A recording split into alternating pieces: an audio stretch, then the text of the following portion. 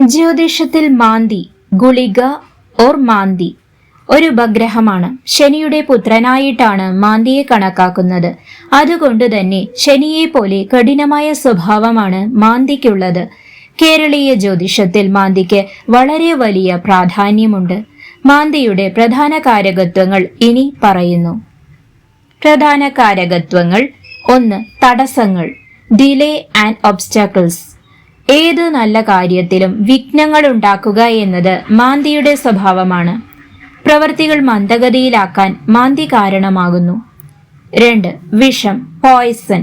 ശരീരത്തിലെ വിഷാംശങ്ങൾ, അലർജികൾ, വിഷജീവികളിൽ നിന്നുള്ള ഭയം എന്നിവ മാന്തിയുമായി ബന്ധപ്പെട്ടിരിക്കുന്നു. 3. മരണം അല്ലെങ്കിൽ നാശം, ഡെസ്ട്രക്ഷൻ. മരണാനന്തര കർമ്മങ്ങൾ, ശ്മശാനം, അശുഭകരമായ കാര്യങ്ങൾ എന്നിവയുടെ കാരകനാണ്. 4. ഭയം, ഫിയർ. അകാരണമായ പേടി, പ്രേതഭയം, മാനസികമായ അസ്വസ്ഥതകൾ എന്നിവ മാന്തി നിൽക്കുന്ന ഭാവമനുസരിച്ച് അനുഭവപ്പെടാം. 5. രഹസ്യങ്ങൾ, സീക്രട്സ്. രഹസ്യ സ്വഭാവമുള്ള കാര്യങ്ങൾ, ഒളിഞ്ഞിരിക്കുന്ന ശത്രുക്കൾ എന്നിവയെ സൂചിപ്പിക്കുന്നു. DNA ആസ്ട്രോളജിയിലെ പ്രത്യേകത: DNA ആസ്ട്രോളജിയിൽ മാന്തി വളരെ പ്രധാനപ്പെട്ട ഒരു സൂചനയാണ് നൽകുന്നത്. പ്രേതബാധ അഥവാ ശാപം. കുടുംബത്തിൽ ആരെങ്കിലും അപകടത്തിലോ അകാലത്തിലോ മരിച്ചിട്ടുണ്ടോ എന്നും അവർക്ക് ലഭിക്കേണ്ട കർമ്മങ്ങൾ, ബലിതർപ്പണം തുടങ്ങിയവ കൃത്യമായി ലഭിച്ചിട്ടുണ്ടോ എന്നും മാന്തിയുടെ സ്ഥാനം നോക്കി പറയാം. കുലദൈവ ദോഷം. കുലദൈവത്തെ ആരാധിക്കുന്നതിൽ വന്ന വീഴ്ചകൾ മാന്തിയുടെ നിൽപ്പ് വഴി കണ്ടെത്താം.